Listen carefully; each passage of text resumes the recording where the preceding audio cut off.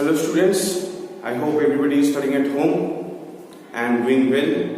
You students are fine and healthy. So today we are going to start a very interesting chapter. Alright, the story's name is The Silver Arrow. It's the third chapter in the English Channel book. It's very interesting. It's about a fictional character, Robin Hood. So ये fictional character क्या है? जो काल्पनिक चरित्र होते हैं उन्हें हम लोग फिक्शनल कैरेक्टर कहते हैं। First of all, robin Hood कौन है? एक छोटा सा इंट्रोडक्शन देते हैं। उससे पहले आप लोगों को बता देते हैं कि रॉबिन हुड कौन थे। Robin Hood was a fictional character, एक काल्पनिक चरित्र who belong to Sherwood Forest. ठीक है, a few distance from Nottingham, एक सिटी का नाम है नॉटिंघम, इंग्लैंड में। ठीक है, Robin Hood used to fight the people of evil prince, and by robbing the rich, he used to give the poor the wealth he used to loot from the rich people. तो robin hood ऐसे एक काल्पनिक चरित्र है जो बहुत पुराने जमाने में इंग्लैंड में एक जगह था शेरवुड फॉरेस्ट। तो वहां पर वो रहते थे और वो किससे लड़ते थे? वहां का जो प्रिंस था, ठीक है, जो युवराज था, वो बहुत शैतान था, बदमाश था, और वो ये चाहता था कि हर कोई वहां पर रहते हैं उनके सारे धन दौलत वो लूट कर अकेला उसके ऊपर राज करे।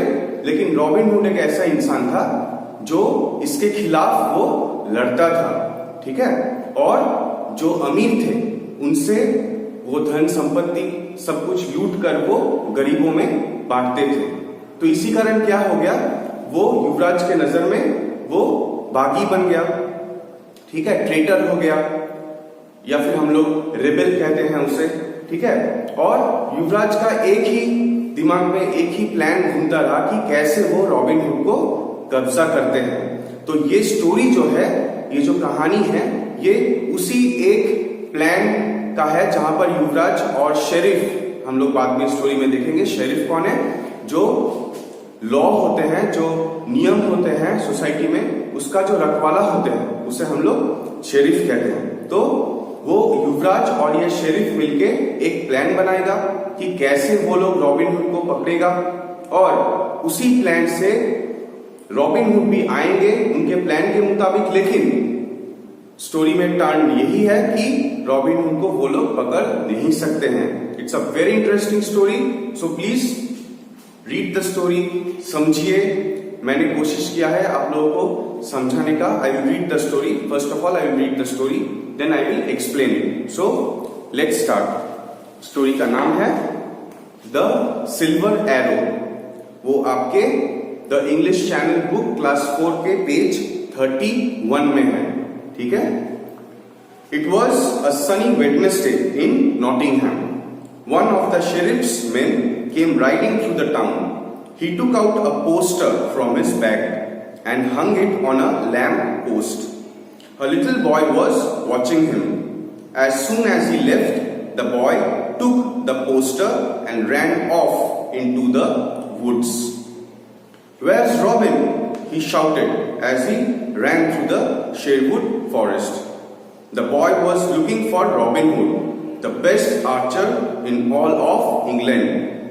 Robin Hood was the leader of a group of people called the Merry Men.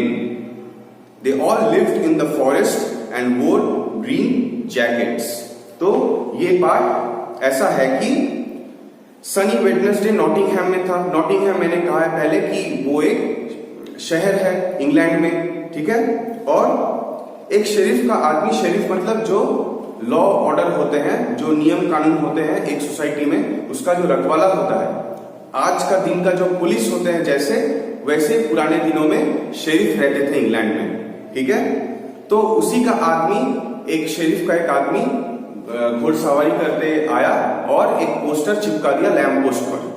ठीक है, तो एक बच्चा देख रहा था और वो दौड़, जैसे ही वो शेरिफ का आदमी गया, वो बच्चा दौड़ के वो पोस्टर लेके भागा शेरवुड की ओर। शेरवुड में क्यों भागा? क्योंकि वहां पर रॉबिन हुड रहते थे। रॉबिन हुड कौन थे? मैंने पहले कह दिया था, वो ये जो युवराज था वहां का, उसके जो अमीर इंसान थे, जितने भी जो अमीर थे और वो युवराज था, उनके सारे धन दौलत लूट कर वो गरीबों में बांटते थे। तो युवराज की नजर में वो एक बदमाश था, लेकिन हमारे नजर में वो एक मसीहा था। क्यों? क्योंकि वो न्याय करता था। वो जो अमीर थे उनके धन दौलत लेकर गरीबों में बांटता था, ताकि वो लोग खा सके, वो लोग जी सके। ठीक है। और बात क्या है कि रॉबिन हुड जो है इंग्लैंड में सबसे अच्छा तीरंदाज था। ठीक है। उसके जैसे मतलब धनुष चलाने में कोई एक्सपर्ट नहीं था। ऑलराइट। और जो ग्रुप था रॉबिन हुड के, वो ग्रुप का नाम क्या था? मेरी मेन। ठीक है। तो वो एक ग्रुप का लीडर था, सरदार था। तो वो सरदार जो है कौन से उसका ग्रुप का नाम क्या था? मेरी main. They all lived in the forest and wore green jackets. वो सभी जंगल में रहते थे। वो सभी मतलब कौन? रॉबिन हुड और उनके जो दल था, दल का नाम था मेरी मैन और उनके लीडर के नाम था रॉबिन हुड। और वो सभी जंगल में रहते थे और ग्रीन जैकेट्स पहनते थे। Robin hood took the poster from the boy and read it. Lads, we are going to Nottingham. He called out to his band of outlaws. Outlaws मतलब यहां पर मीनिंग दिया हुआ है यूज्ड इन द पास्ट, मतलब पुराने जमाने में। Someone who is hiding from the law after committing a crime, मतलब कोई ऐसा काम जो कर रहा है जो कानून के नजर में सही नहीं था, भगोड़े थे। ठीक है। उन्हें हम लोग आउटलॉज कहते थे पुराने जमाने में। Don't go.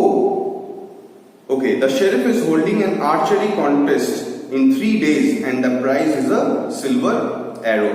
तो पोस्टर क्या था कि एक तीरंदाज जो है तीर चलाने वाला एक कॉन्टेस्ट होगा, एक कंपटीशन होगा, और जो सबसे बढ़िया है, जो सबसे अच्छा होगा, जो फर्स्ट आएगा, उसको एक सिल्वर एरो, एक चांदी का एक तीर जो होता है वो मिलेगा प्राइज के तौर पे। Don't go, it's a trap. Trap मतलब एक फांद है वो। ठीक है। फंदा है, वो जाने से तुमको पकड़ लेगा। He is trying to capture you, said one of his men. तो मेरी मेन से ही, मेरी मेन का जो दल था, ग्रुप था, उसी में से एक जन कहा कि रॉबिन हुड मत जाओ, वहां पर जाने से तुमको वो लोग पकड़ लेगा। Nonsense, he will never catch me. Nonsense मतलब बकवास। बकवास, वो कभी नहीं पकड़ पाएगा मुझे। Robin hood answered confidently. Confidently मतलब जब हम लोग कुछ ऐसे बातें करते हैं जो हमारे मन में कोई शंका नहीं रहता है, कोई डाउट नहीं रहता है, तो वो कॉन्फिडेंस है। और जिस तरीके से हम लोग बात करते हैं वो कॉन्फिडेंटली निकलता है। ठीक है। Robin Hood was once a noble man. Noble man मतलब जो अच्छे होते हैं। एक राज्य में एक राजा के अधीन जो अच्छे होते हैं, जो विद्वान होते हैं, वो गुणी होते हैं। ठीक है। तो वैसे ही वो था। He was loyal to the king. Loyal मतलब वफादार। The king was fighting wars in far off lands. तो राजा जो थे वो कहीं दूर दराज लड़ने गए थे। युद्ध, वॉर मतलब बैटल। ठीक है। युद्ध लड़ने गए थे। And he had left his brother the prince to rule in his absence. और वो युवराज को छोड़ के गए कि भाई तुम संभालो मेरा राज्य जब तक मैं युद्ध करके वापस नहीं आता हूं। But the prince was an evil man. Evil मतलब शैतान था।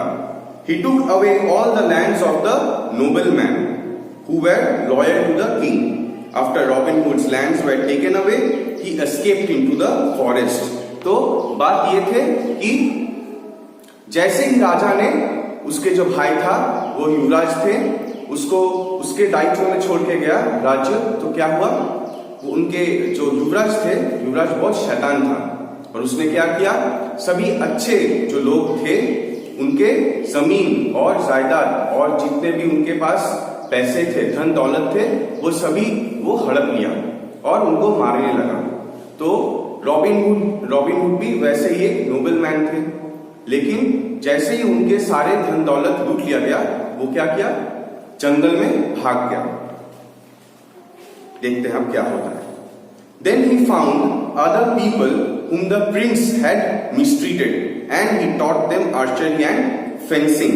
तो रॉबिन हुड वैसे ही रॉबिन हुड जैसा था, वैसे ही और भी कुछ लोग थे जो नोबलमैन थे, वो भी अच्छे थे, ठीक है, गुणी लोग थे।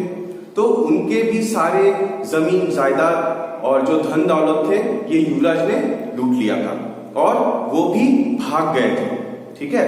तो रॉबिन हुड ने क्या किया, इन सारे को इकट्ठा किया, इन सभी को इकट्ठा करके इनको तीर चलाना सिखाया, ठीक है, तीरंदाजी सिखाया। और फेंसिंग मतलब तलवार से कैसे लड़ाई किया जाता है, फेंसिंग, ठीक है। अभी वो एक स्पोर्ट बन चुका है, अभी एक खेल बन चुका है, लेकिन पहले वो तलवार चलाने जैसे जो ट्रेनिंग होता है उसे फेंसिंग कहते थे।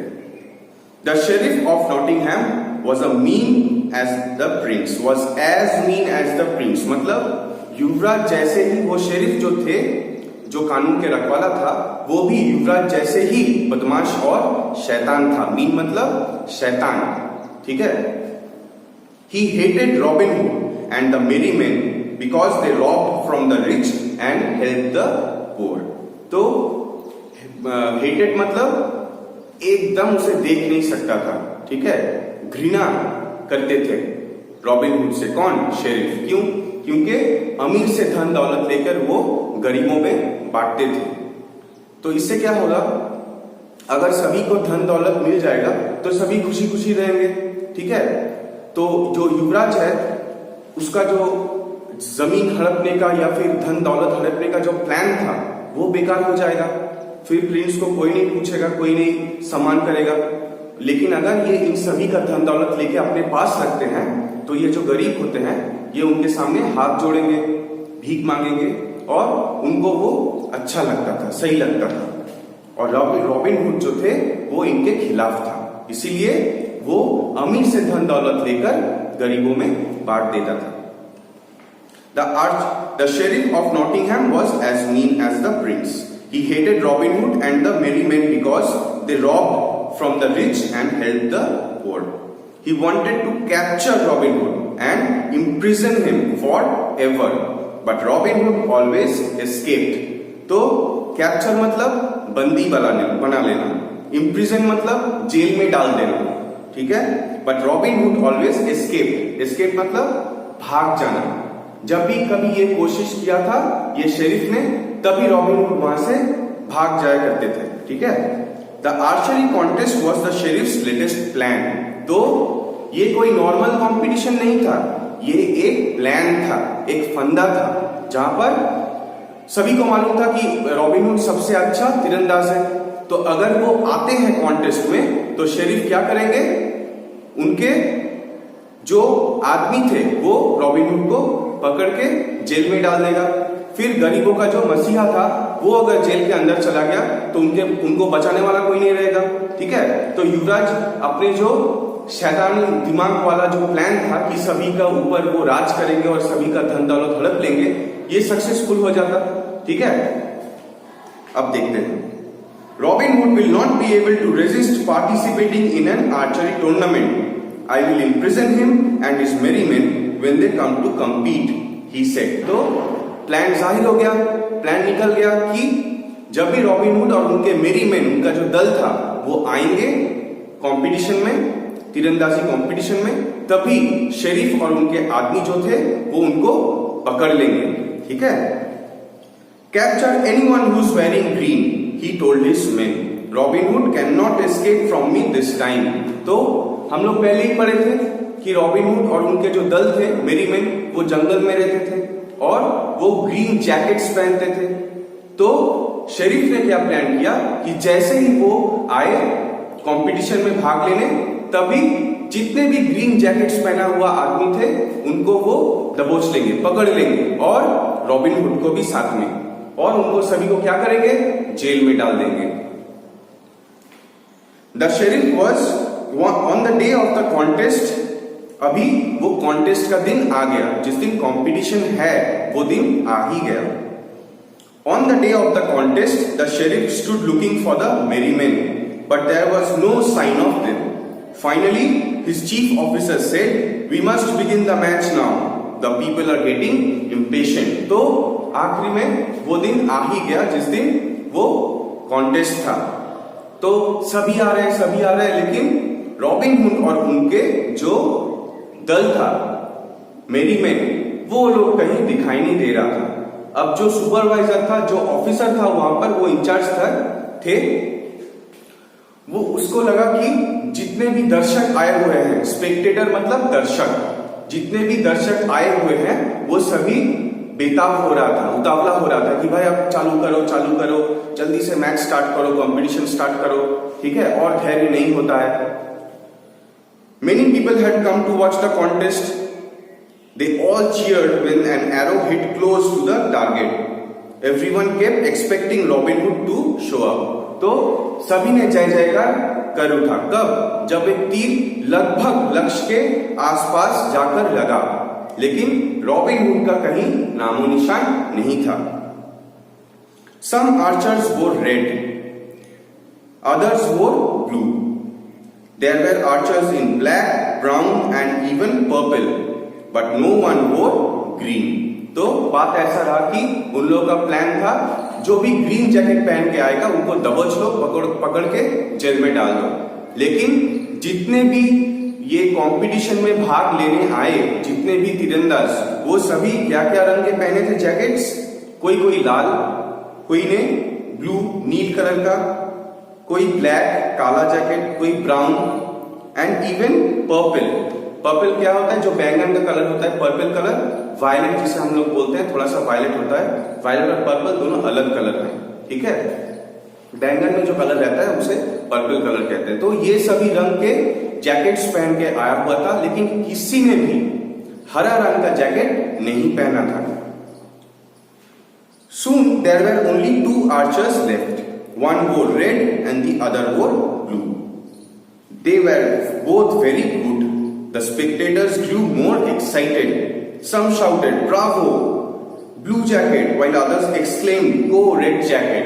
तो जितने भी कॉम्पिटिटर्स आए थे उनमें से सिर्फ 2 ही बचा हुआ था। एक रेड जैकेट पहना हुआ था और दूसरा नीला जैकेट पहना हुआ था।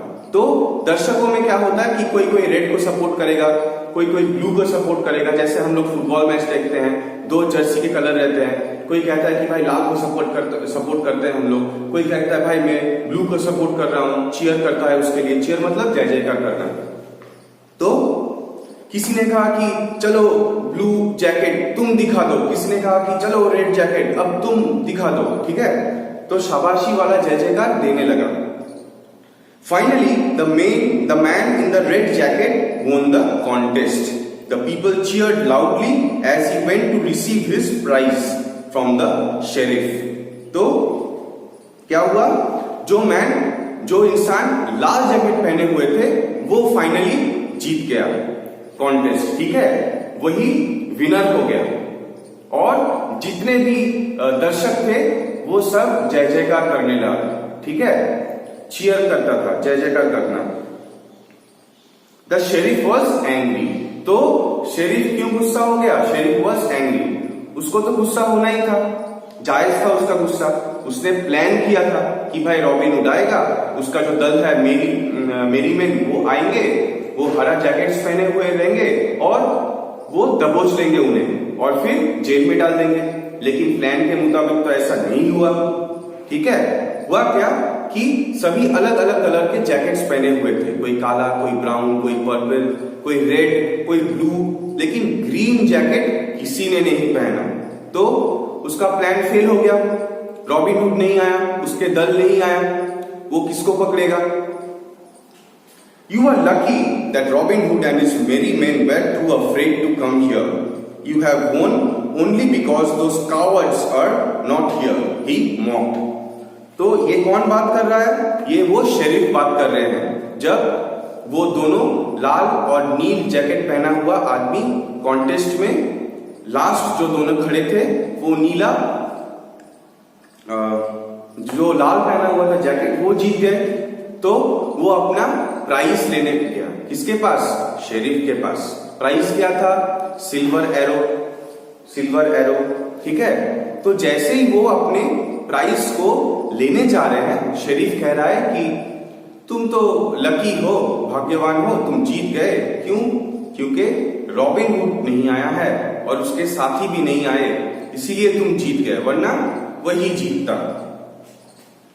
The man in the red jacket accepted the Silver arrow humbly from the sheriff.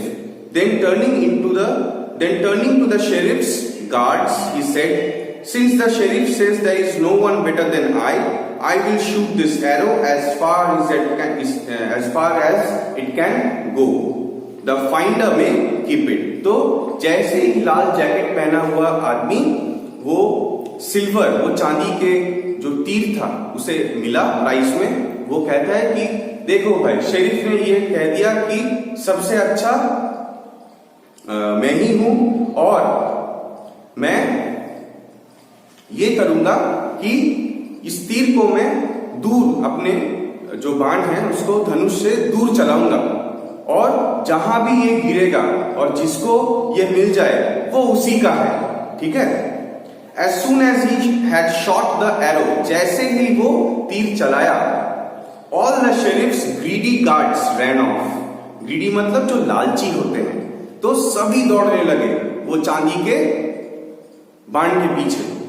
Leaving the sheriff alone with the two archers. तो ऐसे में क्या हुआ, सभी जो गार्ड्स थे, सभी जो संतरी थे, वो सभी भागने लगा वो चांदी के बाण के पीछे। तो क्या हो गया, शेरिफ अकेला हो गया। ठीक है। शेरिफ अकेला रहने से क्या हो गया, वो दोनों आर्चर, एक लाल जैकेट पहना और एक नीला जैकेट पहना हुआ, उसके साथ रह गए। The sheriff was turning to leave when the man in the blue jacket stepped forward and tied his hands. तो अभी है ये स्टोरी का ट्विस्ट। ठीक है। अभी है टर्निंग पॉइंट। क्या हुआ, जो नीला जैकेट पहना हुआ था वो थोड़ा सा एक स्टेप आगे गया, और जैसे ही शेरिफ ने ये सोचकर घूमा कि भाई अब चलना चाहिए, उसको पकड़ के उसके हाथ को बांध दिया नीला जैकेट पहना आदमी। At the same time the man who had won the arrow through of his red jacket and revealed his green outfit. तो अभी क्या हुआ, जो आदमी लाल जैकेट पहना हुआ था, अब जैसे ही शेरिफ का हाथ बांध दिया, वो ब्लू जैकेट पहना वाला आदमी जो लाल जैकेट पहना हुआ था, उसने लाल जैकेट खोल के फेंक दिया, और तभी अंदर से आया उसका ग्रीन जैकेट पहना हुआ एक इंसान। ठीक है। Robin Hood and his merry men took the sheriff as their prisoner and went off to Sherwood Forest. तो जो आदमी लाल जैकेट पहन के फेंक दिया, खोलकर फेंक दिया, रिवील मतलब अपना जो आइडेंटिटी है, जो वो ओरिजिनल में है, लाल जैकेट पहनते ही खुल के वो अपने आप को सामने लाया। ठीक है। प्रकट होना। ठीक है। रिवील मतलब प्रकट होना, प्रकट होना। तो थे अपने लाल जैकेट फेंक दिए और अंदर वो पहना था एक ग्रीन जैकेट, और जैसे ही वो नीला जैकेट पहना हुआ, उनके ही दल के वो सदस्य थे, वो शेरिफ का हाथ बांध दिए, और रॉबिन हुड और उनके दल मेरीमैन ये शेरिफ को बंदी बनाकर लेके चल गया। कहां, शेरवुड, जहां उसका ठिकाना था, जहां रॉबिन हुड का ठिकाना था। You are worth many silver arrows, sheriff. I'll get my reward from the king when he returns, said Robin. तो रॉबिन हुड को मालूम था कि राजा जो थे, जो मेन राजा थे, वो अच्छे इंसान थे, लेकिन युवराज बदमाश थे। तो उन्होंने क्या कहा शेरिफ से कि शेरिफ अब तुम चलो, ठीक है, मैं तुम्हें बंदी बना के लेके जाता हूं, और जब राजा आएंगे तो उनको वो सब सच बोल देंगे कि राजा साहब ऐसे ऐसे हुआ था, ये लोग हमारे जमीन जायदाद और हमारे धन दौलत सब हड़पने के पीछे था, सभी गरीब को ये लोग अपने नौकर बनाने में लगा हुआ था, तो इसीलिए मैंने इसको बंदी बनाकर लेके गया था। और राजा खुश होकर उसे कोई अवार्ड देगा, कोई प्राइज देगा, तो उसका कीमत जो है, वर्थ प्राइस मतलब, वर्थ मतलब कीमत, उसका कीमत जो है वो एक चांदी के तीर से, बाण से बहुत ज्यादा होगा। तो ये है स्टोरी। ठीक है, बात समझ में आया शायद आप लोगों को। बहुत ही दिलचस्प स्टोरी है। एक बदमाश युवराज, एक शैतान युवराज जो प्लान करता है कि एक अच्छे इंसान जिसको ये लोग खराब सोचते थे, रॉबिन हुड, वो अमीर से पैसा लेकर गरीबों में बांटते थे। ठीक है, लेकिन युवराज और उनके शेरिफ जो है, शेरिफ मतलब जो लॉ एंड ऑर्डर के रखवाले होते हैं, अभी का दिन में जो पुलिस होते हैं वो पुराने जमाने में इंग्लैंड में उसे शेरिफ कहते थे। तो इन लोगों का प्लान था कि चलो भाई एक कंपटीशन करते हैं। रॉबिन हुड इंग्लैंड में सबसे अच्छा तीरंदाज थे। उनका प्लान यही था कि कंपटीशन करते हैं, रॉबिन हुड तो जरूर आएगा और हम लोग उसे पकड़ के जेल में डाल देंगे, फिर कोई नहीं रहेगा जो हमारे विरुद्ध लड़ सके। लेकिन रॉबिन हुड उतने ही चालाक थे, ठीक है। वो कंपटीशन में आए और सभी को मालूम था कि वो और उनके जो दल हैं मेरी मैन ग्रीन जैकेट्स पहनते थे, लेकिन रॉबिन हुड ने चालाकी यही किया कि उसने दूसरे रंग का जैकेट पहन के आ गया और वो कॉन्टेस्ट जीत भी गया।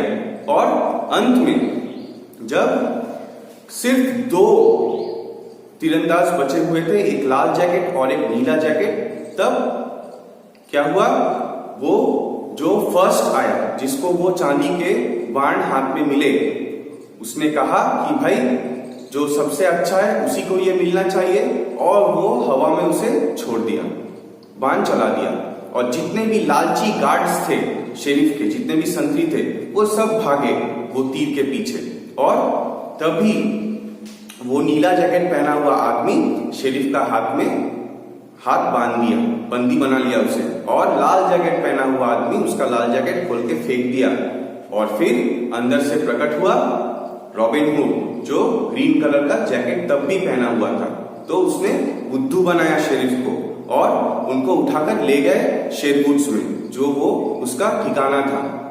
और उसने ये कहा कि शेरिफ अब तुम चलो, जब राजा आएंगे तब उनको हम लोग सब सच सच बता देंगे, और उसका जो प्राइस होगा, उसका जो इनाम होगा, वो ये चांदी के तीर से भी बहुत ज्यादा कीमती होंगे, ठीक है। So this was the story, please follow to the video, क्योंकि मैंने बहुत सारे वर्ड मीनिंग्स पढ़ाते आप लोगों को कह दिया है, तो वो हो सके तो आप लोग पेंसिल में लिख लेना और रीडिंग बहुत अच्छी तरह पढ़ना।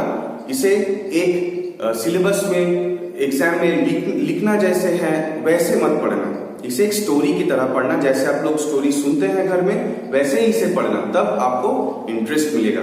और रीडिंग जब पढ़ रहे हैं तो लाउड एंड क्लियर रीडिंग करिए, इससे आपका प्रोनाउंसिएशन अच्छा होगा।